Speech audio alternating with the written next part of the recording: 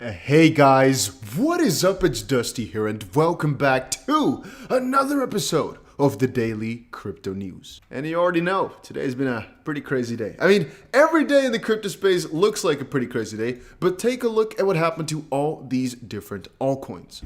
If you're a fan of altcoins, this is a video for you, as we're going to talk about everything that's been happening over the last 48 hours or so that's important to know.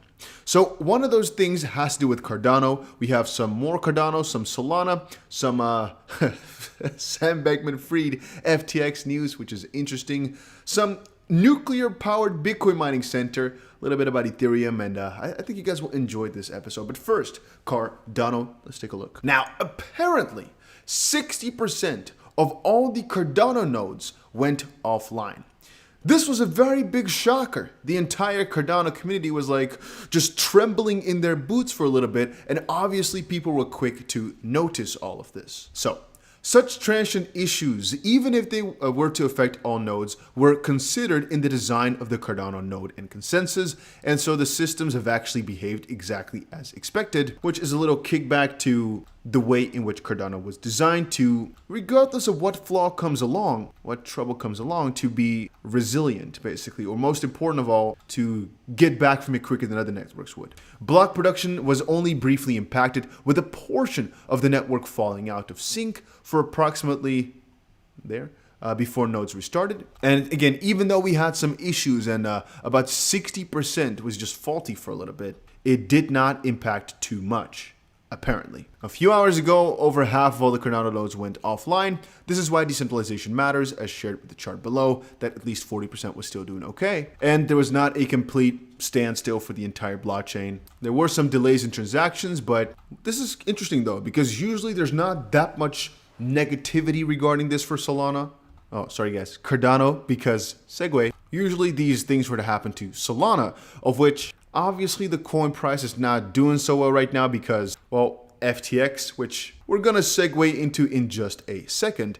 Hence the Solana killer, which by the way is Aptos, is doing pretty well because it's kind of taken over a lot of Solana steam. Little fun fact though, I believe when Aptos was coming up and all the major VCs here, especially in Dubai because it's a crazy place for investing, we're talking about the new rounds. Two things really came up to me a lot. Aptos and SUI, S-U-I, I believe. A lot of my friends put a lot of money into that, and it was really the next big thing. It was literally the Solana killer. It really, from almost anybody that I heard, had potential to be number 8, 9, 10 or so in the rankings. The only problem is it was heavily around the Alameda system as well. And since they fell down, Aptos also had a very big hit, but the technology and the backing, it's very good. But it's kind of like the same ballpark of Algorand and Solana, where it's just major VC backed. So you know the tech is good, you know it's more centralized in its sort of nature, but you know that it's backed up properly. There's not much that's going to be quote unquote going wrong on a grand scale. Solana had issues with going down, but you know they were going to get back up and things would be fine. You know, not that much would be wrong, sort of. Again, it's like a little triangle of things, albeit that for Solana it was kind of weird that even though it's more centralized, they still had these going down issues. Anyway, Aptos has been going absolutely insane, and a lot of this has to do with the fact that Aptos in many ways is just extremely good, and that I think it might have actually been oversold a lot because there was an airdrop where people got their tokens, and because of the whole FTX situation, people were selling, but then it went down 90% or so, and people started to notice, well, but the technology behind this is actually not that bad. The backing behind this is actually very good, and it's starting to kind of pick back up steam in a similar sense as Solana has been doing, which again was heavily affected by FTX and whatnot, which is why, segue into FTX. The US feds have apparently confiscated nearly $700 million of Sam Bankman-Fried's assets. The court filings have so far disclosed only the accounts and the Robinhood shares, but apparently that's already 700 mil, which, guys, this is so interesting. Me and a couple of my friends were talking about it recently. Can you guys just imagine for a second, just for fun, imagine for a second. Why do you want to get rich? Oh, well, I don't really want to. It's just so I can give money away to people. Yeah. It's not necessarily disingenuous, because it could be the truth. But his actions reflected exactly the opposite, in a sense of, had he just done right business practices, there would not be any trouble. FTX was doing really well. Alameda was doing well. All they wanted, in my own belief, as far as I understand, is to invest more money, right? Because if the bull market were to continue on, they could turn all these crazy borrowed investments into so ridiculously much money, and it was worth the risk to them. In hindsight, it was not the best choice because of proper risk management, which CZ warned us all for as well.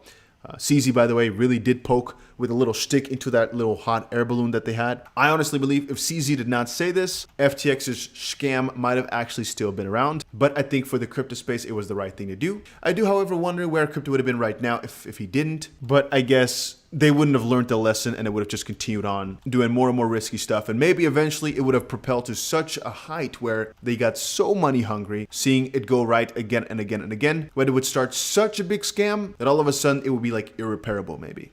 Anyway, the repercussions are now being showcased with Sam Bankman-Fried's assets being seized completely. We're gonna still see, however, what's gonna happen to this individual. It's been interesting to kind of watch this thus far, as obviously it's going to take a long time to get this all through, but these guys are trying to figure out all the different assets that they have, like $6 million here, $50 million there, $20 million here, there. They're just looking for everything right now, which leads me again to one point.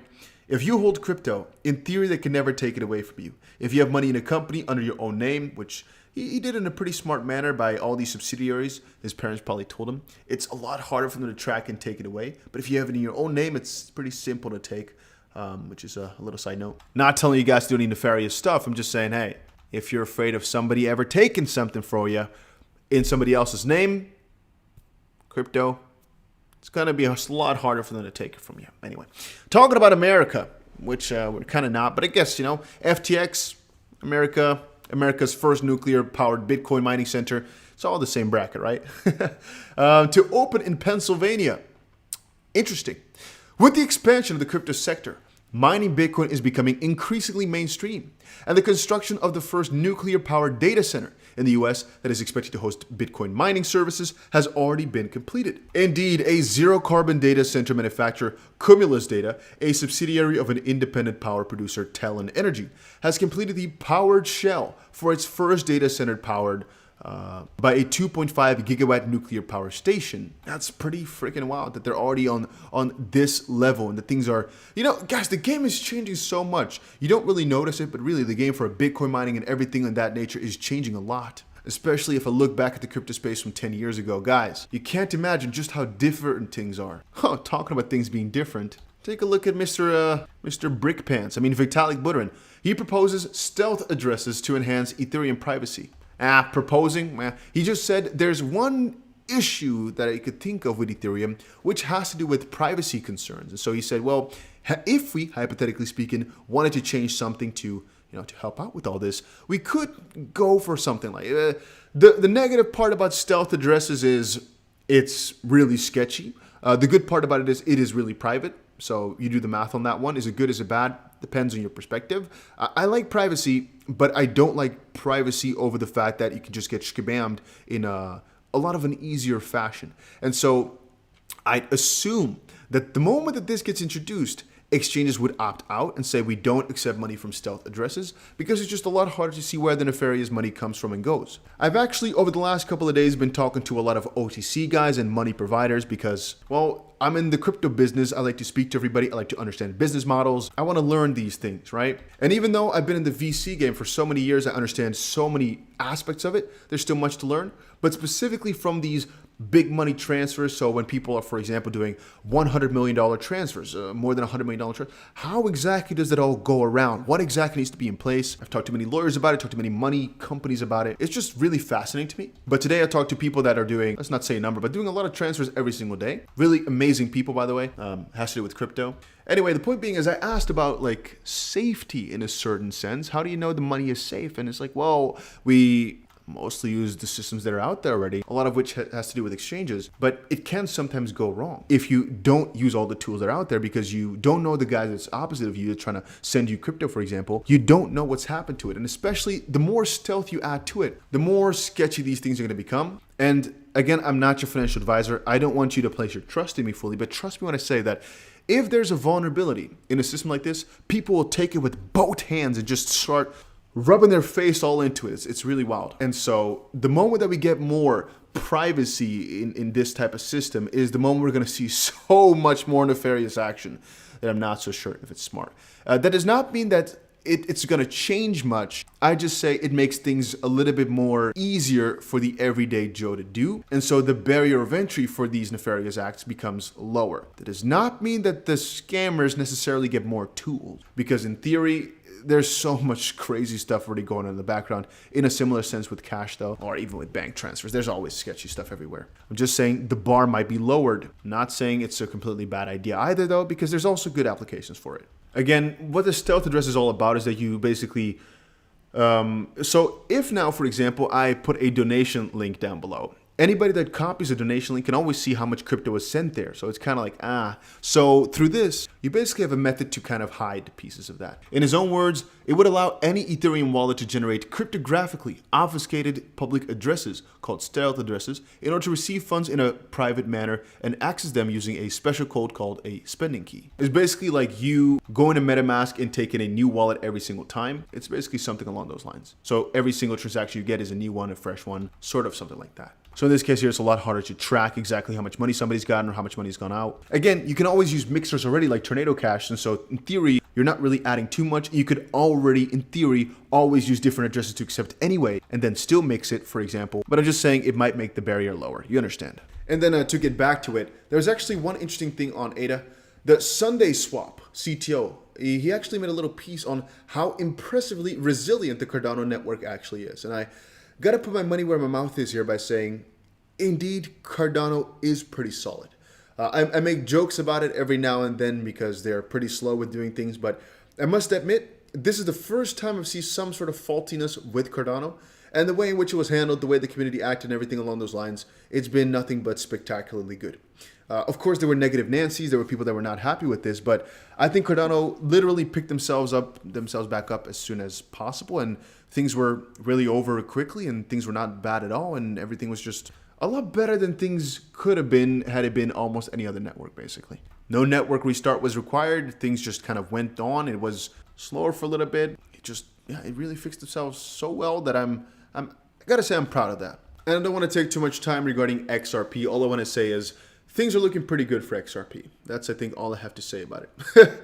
XRP primed for bullish eruption as Ripple's Brad Garlinghouse, the CEO, believes truth will come to light in the SEC case. I just want to quickly remind everybody that does not know that the Ripple case is not completely over, but there's not really any documents more coming out. We only just have to wait for the judge to make a decision, and we're expecting that to happen within a couple months from now, potentially tomorrow, who knows. I think the price is going up for that reason. People know things are looking extremely good. There's not that much to wait for. It's, from a risk to reward basis, looking pretty good. And many friends of mine in the crypto space have laughed at me for supporting XRP so much, but I think things are going to change back around. And fun fact, a lot of those guys that used to laugh at me, we had dinner, and we were just joking about how many of them have actually bought XRP as well for the just in case, because everybody's looking at it thinking, whether they win or lose is going to have a great effect on the rest of the crypto market. But if they end up winning, which there's a pretty high chance still, it's going to go pretty insane. It's going to probably take all the cryptos with it, but XRP itself will go pretty insane. And anyway, I'm a big XRP holder. I'm a big XRP believer. I think things are moving at a nice pace. But yeah, that is it for today's update video. I have a lot of cool videos coming out later. Also, some more helpful videos for all the people that are new to crypto. If you're new to crypto though, let me know in the comment section down below, because I'm thinking of doing a couple of series, just doing some simple tutorials for everybody, like a MetaMask tutorial, how that kind of works. Maybe like how to use some exchanges, how to build yourself a nice little crypto portfolio, all that stuff. If you guys are interested in any sort of video, just let me know down below real quick, and I'm going to see what I'm going to build over the next couple of weeks. I just want kind of a nice little catalog of crypto introductory videos, because people ask me so many times, how do you get started with crypto? It's crazy. Anyway, just write down below what you'd like to see, and I'll see you guys again in another crypto video later today.